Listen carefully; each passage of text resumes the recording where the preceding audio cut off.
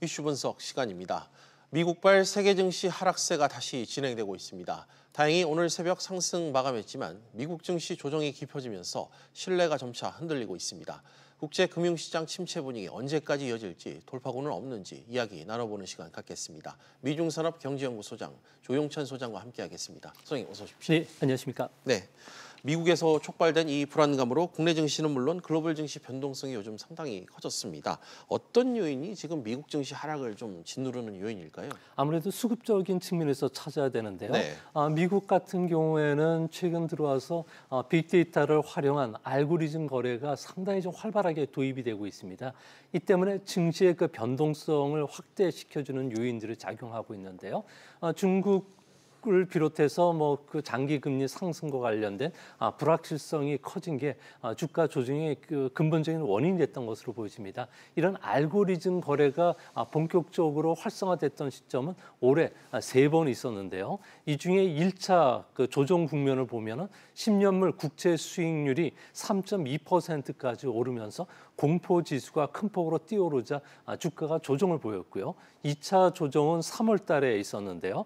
트럼프 대통령이 대통령령으로 무역 전쟁과 관련된 관세 인상에 사인을 하면서 촉발이 됐습니다. 3차 그 주가 조정은 현재 진행 중인데요. 미중 무역 전쟁뿐만 아니라 장기 금리가 3.2%까지 올라갔던 게 주요 원인이 됐던 것으로 보여집니다.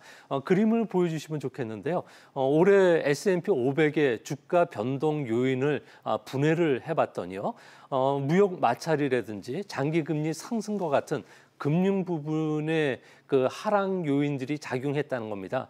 반면에 경기라든지 기업 실적은 상승 요인으로 작용하고 있는데요.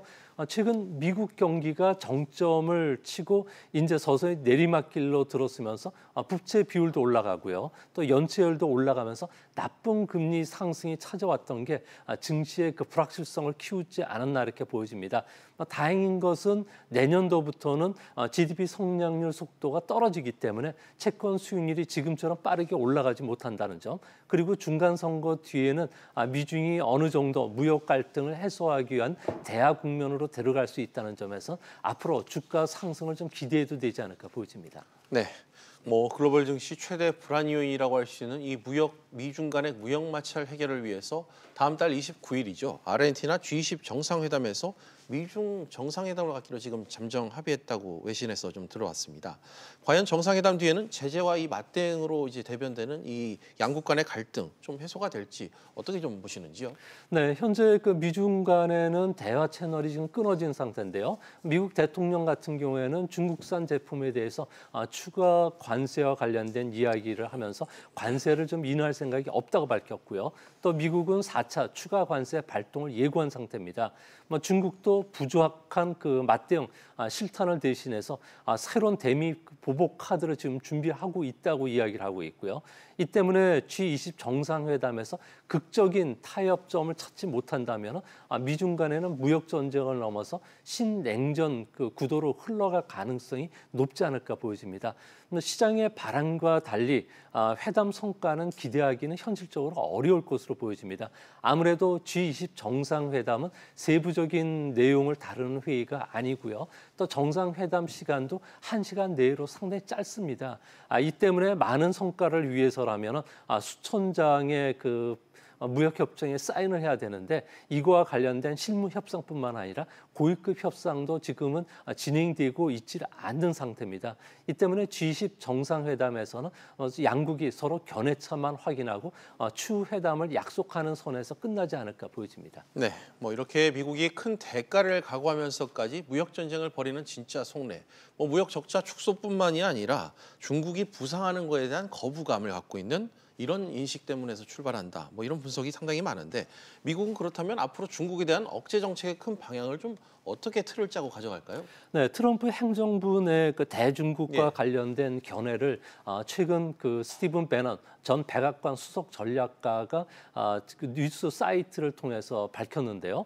25년에서 30년간은 패권 전쟁을 피할 수 없다. 그리고 미국이 계속 지면은 5년에서 10년 사이에는 회복이 불가능해진다고 했습니다. 했습니다. 이 때문에 중국 같은 경우는 무역 규모, 외환 보유액은 세계 1위고요. 또 세계 공업 생산의 4분의 1을 차지하고 있습니다. 기업들의 테크놀로지 이노베이션 능력까지도 미국을 지금 따라잡고 있는 상황인데요. 이 때문에 이질적인 체제 국가가 미국의 경제 패권뿐만 아니라 군사 도전을 해오는 상황을 미국 쪽에서는 용납하지 않겠다고 밝히고 있습니다. 이 때문에 마크 펜스 부통령 같은 경우에는 10월 4일 날 보수 성향의 싱크탱크인 허드슨 연구소에서 대중국과 관련된 강경 발언책을 쏟아냈고요.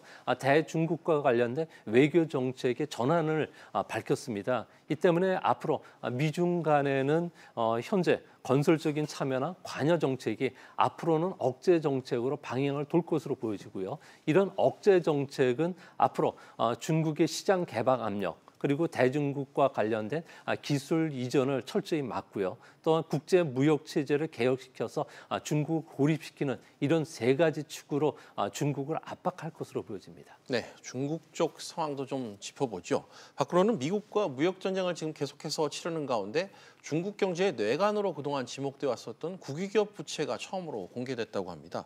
그 배경이 미국과의 이 무역 전쟁에 대비한 포석이다. 이런 분석이 나오고 있는데 어떤 뜻인가요?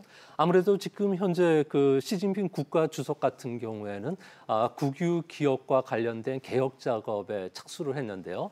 지난 주말 같은 경우에는 국유 기업 대신 민영 기업 발전 촉진 정책을 통해서 새로운 성장 동력을 얻겠다고 이야기를 했습니다. 국유 기업들의 자산 내용이 밝혀졌는데요. 국유 기업의 총 자산은 상경원 정도가 됩니다. 부채는 1경 9,400조 원 정도가 되고 있고요.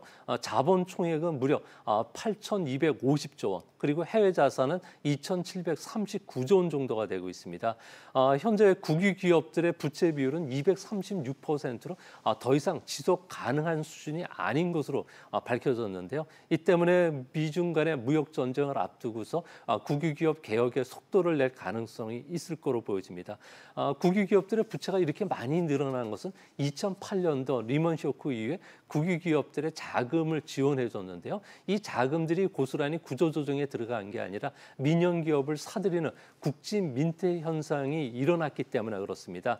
앞으로 국유 기업과 관련된 구조조정, 그리고 부채 축소 이런 문제들이 앞으로 중국 경제의 그 향후 성장 동력은 키울 수 있을지언정 단기적으로 경기 하락은 막기는 어려울 것으로 보여집니다. 네, 그런가 하면 시진핑 중국 국가주석은 오늘 아베 일본 총리와 정상회담을 갖는다고 합니다. 이 물과 기름처럼 관계가 악화됐었던 두 나라 7년 만에 베이징에서 정상회담을 하는 속내가 궁금한데 어떻게 좀 해석이 나오고 있죠? 네, 지난 6년간 최악의 그 양국 관계를 보였던 그 일본과 중국이 갑작스럽게 밀월 관계를 들어간 것은 아무래도 표면적인 이유는 올해는 중일 평화 우호 조약을 체결한 지 40주년 해입니다. 이뿐만 아니라 중국 같은 경우는 개혁 개방 정책을 도입한 지 40주년이기 때문에 이를 기념하기 위한 행사에 참석하는 게 표면적인 이유입니다. 하지만 그 일본에 대해서 중국이 러브콜을 보내는 이유는 두 가지 때문에 그런데요.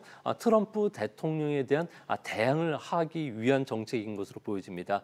미국을 견제하기 위해서 미국의 가장 강력한 동맹국인 일본을 끌어들여서 중국 그 하나의 원칙을 고수한다는 점을 세계에 보여줄 것으로 보여지고요. 또 무역 자유화에 대한 지지 원칙, 그리고 중국 배제 독소 저항을 제동을 걸기 위해서로 보여집니다. 또 한 가지는 경제 분야의 협력을 강화시키기 위해서인데요. 최근 들어와서 1대1로 사업이 자초 위기에 빠졌기 때문에 국제사회로부터의 1대1로에 대한 불신감을 일본을 끌어들여서 해소시키겠다는 거고요.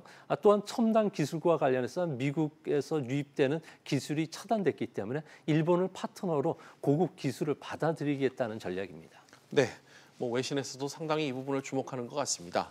마지막으로 우리나라를 둘러싼 이 강대국 간의 새로운 합종 연행이 계속해서 지금 벌어지고 있는 이 모습을 짚어주고 계신데 동북아 지형의 변수가 될 게 좀 분명해 보이는데 우리나라는 이 부분과 관련해 좀 대처 방안을 마련해야 될 것 같은데요. 네, 내년도에는 아무래도 그 시진핑 국가주석이 일본을 찾게 될 것으로 보여집니다. 중일, 미일 간의 결속이 강화되고 있기 때문에 동북아에서 한국만 외톨이가 되고 있는 그런 모습인데요. 반도 국가의 그 숙명 때문에 한반도의 보면 미국과 중국에 달려 있을 수밖에 없습니다. 이 때문에 전통적인 우방국인 미국과는 우리는 좀 더 친해져야 되겠고요. 중국과 일본과는 좀 더 가까워져야지 되기 때문에 앞으로 지금의 그 신냉전 시대를 돌파할 수 있는 카드는 여기에 있지 않을까 보여집니다. 알겠습니다. 지금까지 조용찬 미중산업경제연구소장과 이야기 나눠봤습니다. 소장님 오늘 말씀 고맙습니다.